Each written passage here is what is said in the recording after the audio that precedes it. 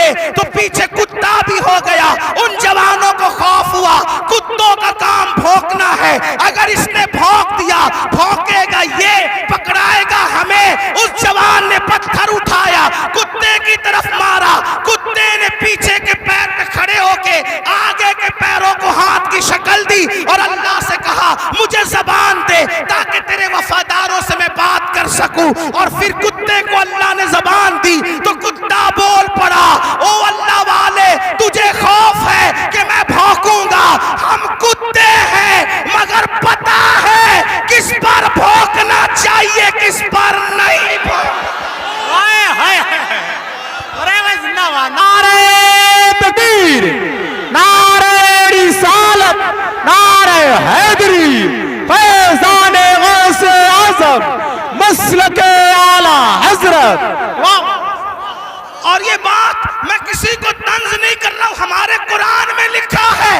اور پھر وہ کتا وفادار بن کے دھو ملا کے پیچھے پیچھے چلا, لیکن کتا تھا, کتوں کی برادری کا تھا, مگر مسلمان کا وفادار کیا ہوا, خدا نے اس کے لیے بھی جنت کا اعلان کر دیا. پتا چلا تو کتنا قیمتی ہے مسلمان. تو اللہ کا وفادار بن, کتے تیرے وفادار. یعنی اگر تو گناہ چھوڑ دے کتے تجھ پہ بھونکیں گے بھی نہیں. کتے نہیں بھونکیں گے تجھ پہ اگر تو سارا مسئلہ گناہ کا ہے. ہنسنے کی بات نہیں, گناہ چھوڑو پھر دیکھو زمین تمہاری فرما بردار ہوگی. بات دور نکل گئی. عرض کر رہا تھا ایک ایسا وفادار تھا ملک ملت کا جسے فخر ہے ملک کو ملت کو, اس کو دنیا ٹیپو فتح علی کہتی ہے, جسے ہم ٹیپو سلطان کہتے ہیں. بڑا بہادر تھا, جب تک کہ وہ رہا ہمت نہ تھی بزدلوں کی کہہ سکیں کہ ہمارا ہے ہندوستان. اسے شہید کر دیا گیا. اس کے بعد کہا ہمارا ہے ہندوستان. تو ایک بات جو کہنے چلا تھا یہ کہ حلال سے وفا پیدا ہوتی ہے, ماں باپ کی, حرام سے نہیں. میں نے سن لے, اللہ اکبر. انگریزوں نے ٹیپو فتح علی سلطان سے کہا ڈیل کرنی ہے, کسی معتمد کو بھیجو, بات کریں گے. سلطان کو لگا میرے بھائی سے بڑھ کر میرا معتمد کون ہو سکتا ہے. سلطان نے اپنے چھوٹے بھائی کو بھیجا, جاؤ انگریزوں سے بات کر کے آؤ, انگریزوں سے گفتگو کر کے آؤ, معاملات طے کر کے آؤ. بہنوں کی خاص توجہ, اللہ اکبر. چھوٹا بھائی گیا, جانے کے بعد دیر ہو گئی تو قریبی ندیموں نے, قریبی دوستوں نے سلطان کے کان میں کچھ بات کہی. سلطان کھڑے ہوئے, غصے میں آئے, حالت غصے میں ٹہلنے لگے. اور دیر ہوئی, ٹہلتے ٹہلتے ماں کے کمرے میں جا گھسے. ماں نے کہا میرے لال کوئی پریشانی ہے. ماں سے کہا ماں تمہارے بیٹے نے میری ناک کو خاک میں ملا دیا. ماں تمہارے بیٹے نے میری ناک کو خاک میں ملا دیا. میرے دوست کہتے ہیں معتمد سمجھ کر بھائی کو ڈیل کے لیے بھیجا تھا, بات کرنے کے لیے بھیجا تھا, لیکن وہ انگریزوں سے ہاتھ ملا گیا. ماں بیٹھی تھی, کھڑی ہو گئی. ماں ماں ہوتی ہے, ماں ماں ہوتی ہے. میں قوم کی ان بیٹیوں سے کہنا چاہتا ہوں اللہ اکبر, عورتیں لال قلعہ نہیں بنا سکتی, لیکن لال قلعہ بنانے والا سپوت کسی عورت کا ہی پروردہ ہوا کرتا ہے. عورتیں فاتح بدر و حنین نہیں ہو سکتی, لیکن فاتح بدر و حنین کسی عورت ہی کا تیار کردہ ہوتا ہے. اللہ اکبر. عورت فاتح خیبر نہیں ہوتی, لیکن فاتح خیبر کو جنم دینے والی کوئی عورت ہی ہوا کرتی ہے. تو عورت نے بڑے بڑے انقلابیوں کو پیدا کیا. اگر عورت سچی ہے, دیندار ہے, عاشق رسول ہے, اللہ رسول کی وفادار ہے, اللہ اکبر. ماں ماں ہوتی ہے. سلطان ٹیپو فتح علی کے جملے نشتر کی طرح ماں کے دل میں چپ گئے. ماں اٹھ کے کھڑی ہوئی, کہا سلطان تیرے منہ میں زبان روک اور گستاخی کی جرات نہ کرنا.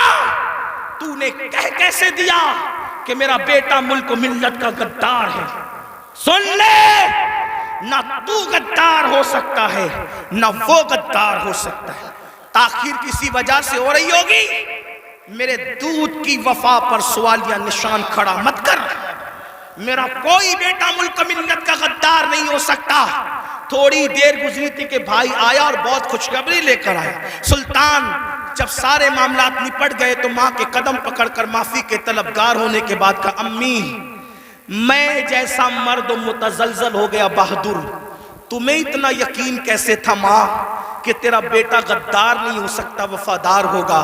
تب ماں نے کہا تھا بیٹا مجھے اپنے آپ پر نہیں رسول اللہ کی نسبت پر یقین ہے. جب میں نے تجھے اور تیرے بھائی کو دودھ پلایا تو کبھی بغیر وضو دودھ نہیں پلایا. ہمیشہ میں نے باوضو مدینے کے تاجدار پر درود پڑھتے ہوئے دودھ پلایا ہے. یہ وضو اور درود کی برکت ہے کہ میری کوئی اولاد ملک ملت کی کبھی غدار نہیں ہو سکتی. سود کا پیسہ کما کر بچوں کو حرام کھلا کر چاہتے ہو تمہارا بیٹا فتح علی بنے؟ یاد رکھنا یہ بہنیں ہیں سیریل دیکھتے ہوئے بچے کو دودھ پلائے گی، زنا کے مناظر دیکھتے ہوئے دودھ پلائے گی، گندے گانے سنتے ہوئے دودھ پلائے گی.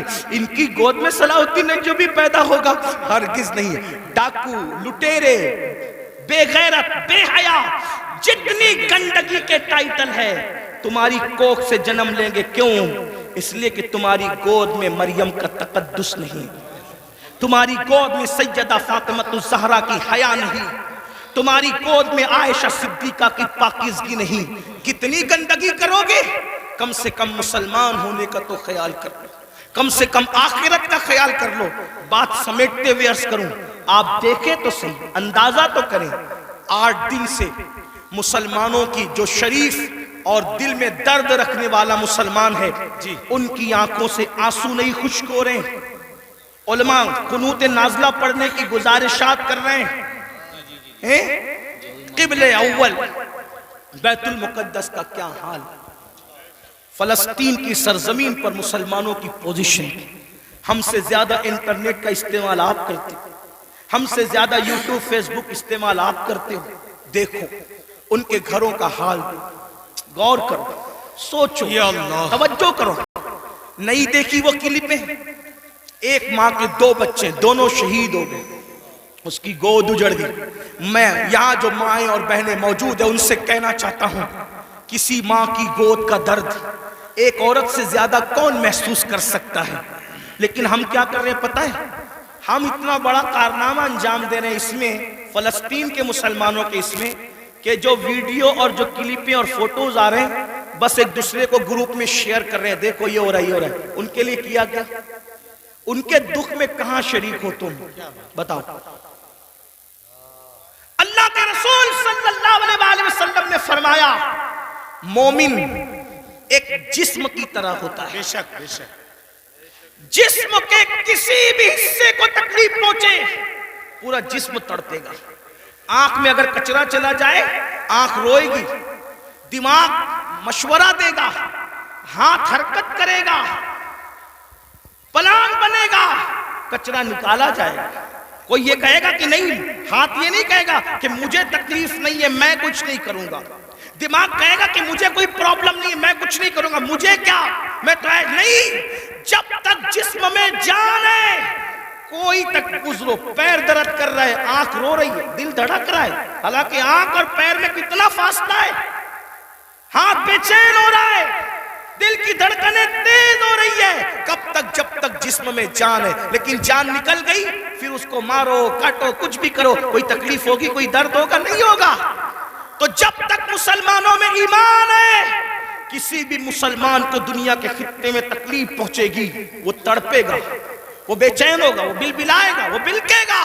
آپ سے پوچھتا ہوں کیا دکھ میں شریک ہوئے؟ ہاتھ مت اٹھانا لیکن اپنے آپ میں ڈوب کر سوچو کتنے مسلمان ہیں جنہوں نے فلسطینی مسلمانوں کے لیے اللہ کی بارگاہ میں رو رو کر دعا کی. جو قوم اتنی خود غرض ہو کہ وہ اپنے پڑوس میں رہنے والے بھائی کے دکھ پر نہیں روتا وہ فلسطینیوں کے دکھ پہ کیا روئے گا؟ ان سے کوئی تمہارا رشتہ نہیں ہے. جن کی گود خالی ہو گئی، جن کے گھر ویران ہو گئے، آبادیاں قبرستانوں میں تبدیل ہو گئی، سوچو ان کے گھر کی چھت بھی ختم ہے، وہ بغیر چھت کے زندگی گزارے. جوان جوان عورتیں بیوہ ہو گئی ہیں، لاشیں اتنی ہیں، اتنی لاشیں ہیں کہ پہچان نہیں ہو رہی ہے.